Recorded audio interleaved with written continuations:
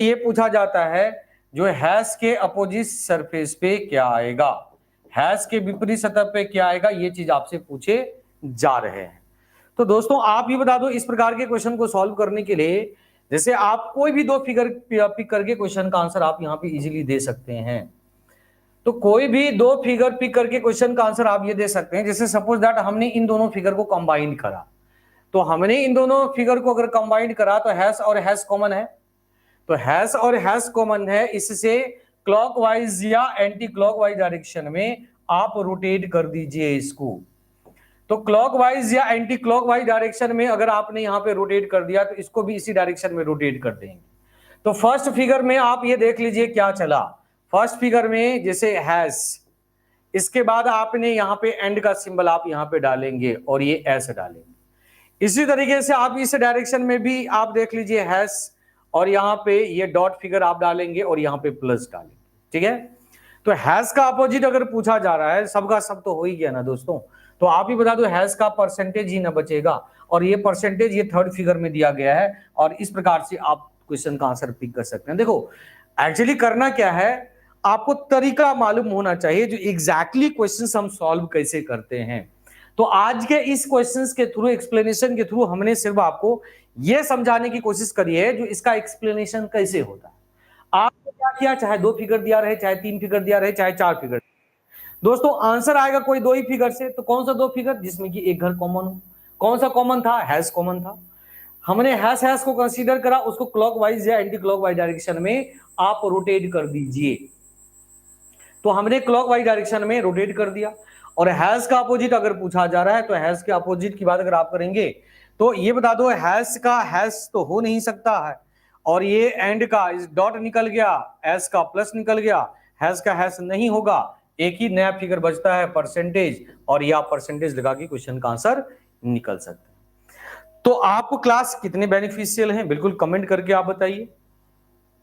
ठीक है, और मैं आपके सामने ऐसे ही अच्छे अच्छे क्वेश्चन से लेके आऊंगा ताकि आपके कंफ्यूजन दूर हो सके। चलिए अब इस सिलसिले को मैं आगे बढ़ाता हूं और आपके सामने मैं नए क्वेश्चन आपके सामने लेके आता हूं। जैसे आप ये missing number question series question आप देख लीजिए, ये मिसिंग नंबर सीरीज आपके सामने दिए गए हैं। इसको matrix missing number series question भी कहा जाता है। दोस्तों आप ये बता दीजिए, इसमें जैसे क्वेश्चंस के तौर पे हम अगर आपसे बात करें, तो क्वेश्चंस के तौर पे अगर हम आपसे बात करें तो ये देख लो, ये पहला रो है ना, ये दूसरा रो है ना, और ये तीसरा रो, ये तीसरा रो हो गया।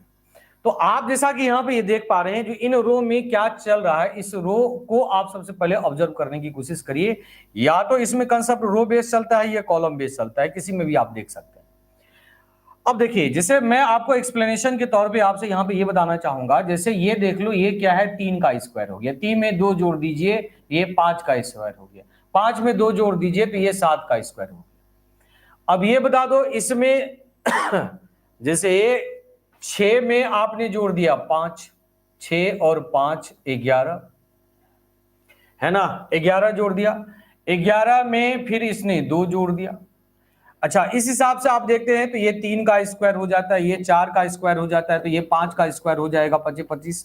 अब देखो ये ऑप्शन तो इसमें चल नहीं रहा, ये ऑप्शन नहीं निकला। तो 3 का स्क्वायर, 5 का स्क्वायर, 7 का स्क्वायर, दूसरा में 6 और 3 9, 6 में अब ये देख लो, इस हिसाब से देख लें, 6 में 3 जोड़ दिया तो 9 हो गया, 11 में 5 को जोड़ दिया, 11 5 16, तो 13 में 7 जोड़ देंगे तो 20 आ जाएगा, और ये 20 देख लीजिए, ये सेकंड ऑप्शन में ऑलरेडी गिवन था। यानी ऐसे भी लॉजिक चल सकते हैं। अब देखिए क्वेश्चन आपसे यहां पे ये पूछा गया है, ये पिक्चर रीजनिंग का क्वेश्चन आपके सामने ऑलरेडी गिवन है। पिक्चर रीजनिंग के क्वेश्चन में आपके सामने ये दिया गया है जो अगला फिगर क्या होगा, ये 5 फिगर सीरीज क्वेश्चन कहलाता है। 5 फिगर सीरीज के क्वेश्चन में आप ये देख लीजिए डॉट, इस डॉट की बात अगर आप करेंगे यहां पे है तो अगले फिगर में रोटेट होके एक घर रिप्लेस होके यहां पे आ जाता है। फिर आप ये बता दीजिए एक और दो घर छोड़ के यहां पे ये जगह पे रिप्लेस हो जाता है, फिर 1 2 और 3 घर छोड़ के यहां पे रिप्लेस हो जाता है। अब 4 घर रिप्लेस होगा, यानी 1 2 3, यानी इस प्लेस पे रिप्लेस हो जाएगा। तो इस प्लेस पे रिप्लेसमेंट बेस्ड क्वेश्चंस, एक तो ऑप्शन ये है, एक ऑप्शन ये है, इन दोनों में, क्योंकि यहां पे ये डॉट वाले फिगर ऑलरेडी यहां पे मेंशन है। अब ये एरो वाला फिगर का आप देख लीजिए चेंजेज क्या होगा। ये एक घर यहाँ पे रोटेट हुआ है ना। अब फिर ये बता दीजिए यहां से जो रोटेट हुआ एक घर, यानी कि एक और दो, दो घर रोटेट हुआ। यहां से आप देख लीजिए एक दो और ये तीन घर रोटेट हुआ, एक दो तीन और ये चार घर रोटेट होगा, यानी इस प्लेस पे आएगा। इस प्लेस पे आएगा तो आप ये देख लीजिए चार के अलावा, क्योंकि ये डॉट यहाँ पे एरो ऑलरेडी बना हुआ है, यानी फोर्थ की बात अगर आप करेंगे तो फोर्थ ही इस क्वेश्चन का आंसर निकलेगा। आई बात समझ में? चलिए फटाफट हम आगे बढ़ते हैं नेक्स्ट क्वेश्चंस की तरफ। हम नेक्स्ट क्वेश्चंस आपके सामने यहाँ पे देखने की कोशिश करते हैं। अब देख लीजिए, insulin is related to hormones in the same way the pepsin is related to, यानी इंसुलिन का हार्मोन के साथ में जब जो रिलेशंस यहाँ पे निकल पा रहा है, वही रिलेशंस आप इंसुलिन का हार्मोन के साथ में जो रिलेशंस आ रहा है, वही पेप्सिन का आपको रिलेशंस आगे बताना होता है ना।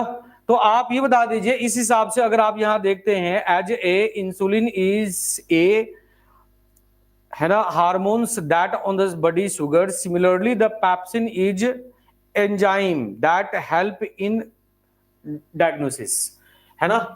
तो ये पेप्सिन जो है वो क्या करता है, डायग्नोसिस करता है। जैसे इंसुलिन हार्मोन को कंट्रोल करता है, तो ये पेप्सिन क्या करता है, डाइजेशन को कंट्रोल करता है। यानी आंसर आप यहां पे सेकेंड के साथ में जाएंगे। ओके, चलिए नेक्स्ट क्वेश्चन आप देख लीजिए, आपके सामने क्या दिया है। क्वेश्चन कहता है निम्न में चार किसी न किसी तरीके से समान है, एक और समान है, वही क्वेश्चन का आंसर आपको यहां पे लगाने हैं। अब देखिए क्या दिया है, PUYBD, यानी 3 of the following 4 letters clusters are like in the certain way and is a different, pick the odd man out। odd man out आपको यहां पे छांटना odd man out आपको यहां पे छांटना है। ये चीज आपको यहां पे देखने हैं, है ना। छठे क्वेश्चंस की बात अगर आप करेंगे तो PQRSTU, अब ये देख लो इसमें +5 चल रहा है, UVWXY यानी +4 चल रहा है, +4 चल रहा है, +3 +2 +3 और ये +2, सही ना। EFGHIJ यानी +5, है ना, +4, NOPQ यानी +3 और FQRS यानी +2। अब देखो J यानी कि +5, OPQRS यानी +4, STUV यानी +3, VWX यानी +2। अब ये देख लो इसमें भी +2 चल रहा है, इनसे इसमें जो भी चेंजेस है। अब देखिए TUVWXY यानी +5YZ, ये देख लो यहां पे मैच नहीं कर रहा है, तो आंसर आप ऑड मैन आउट यानी फोर्थ ही लगाएंगे। देखिए सब में लॉजिक क्या चल रहा है, ये +5 +4 +3 +2, फिर नेक्स्ट में भी यही चला, बट ये सेकेंड ऑप्शन इस चीज को फॉलो नहीं कर रहा है। अगला क्वेश्चन आप ये देख लीजिए, ये मिसिंग नंबर सीरीज का टर्म आपके सामने है। मिसिंग नंबर टर्म में आपसे ये पूछा जा रहा है, जो इसमें ब्लैंक स्पेस पे कौन सा नंबर आएगा, ये चीज को आपको सबसे पहले समझना होगा, ठीक है। चलिए तो आप ये बता दीजिए इस हिसाब से, अगर आप यहां पे देख पा रहे हैं कैसे पैटर्न यहां पे चल रहा है, तो ये बता दो, ये 4 का स्क्वायर और प्लस ये 5 का स्क्वायर, 4 चुके 16 और 5 का स्क्वायर 25, 5 का स्क्वायर 25, 6 5 11, 1 1 2 41, सही है। यानी इन दोनों का स्क्वायर करके आपने क्या क्या ऐड कर दिया, तो ये नंबर आ गया। देखो तो 6 का स्क्वायर 36, 3 का स्क्वायर 9, 9 और 6 15, 1 45, सही है। तो ये बता दो इसमें क्या आएगा, ये 7 का स्क्वायर प्लस कुछ नहीं है तो x का स्क्वायर इक्वल टू कितना आना चाहिए, 58। तो आप ही बता दीजिए यहां पे अगर हम बात करेंगे तो 7 का square 49 plus x square equal to 58। इसका मतलब आप ही बता दीजिए x स्क्वायर हो जाएगा, ये 58 में से 49 को हम माइनस कर देंगे जी। तो आप ही बता दो 49 को अगर हमने यहां पे माइनस कर दिया, इस हिसाब से आपके सामने जो फिगर आ रहे हैं तो 9 आ गया, अब ये बता दो, ये एक्स स्क्वायर इक्वल टू, अगर एक्स हट जाता है तो 9 के ऊपर में ब्रैकेट लग जाता है, यानी इक्वल टू 3, यानी इस नंबर पे आप यहाँ पे 3 लगा के क्वेश्चन का आंसर आप निकालेंगे। आई बात समझ में? चलिए, जैसे मैंने क्वेश्चन आपसे क्या बोला, आपसे क्वेश्चन ये बोला, आप समझिएगा, ये 4 का स्क्वायर प्लस 5 का स्क्वायर, इन दोनों को ऐड कर दिया, ये आ जाता है 6 का स्क्वायर और ये 3 का स्क्वायर हमने ऐड कर दिया तो 45 आ गया। तो ये 7 का स्क्वायर अब प्लस ये क्वेश्चन मार्क्स का स्क्वायर इक्वल टू 58 आ जाएगा। अब ये बता दो, यानी 49 आ गया, अब प्लस ये क्वेश्चन मार्क्स का स्क्वायर इक्वल टू 58 है, यानी ये क्वेश्चन मार्क्स का स्क्वायर इक्वल टू 58 में से 49 को आपने माइनस कर दिया, यानी क्वेश्चन मार्क्स इक्वल टू 9 में रूट आ जाएगा, यानी 3 आंसर आ जाएगा।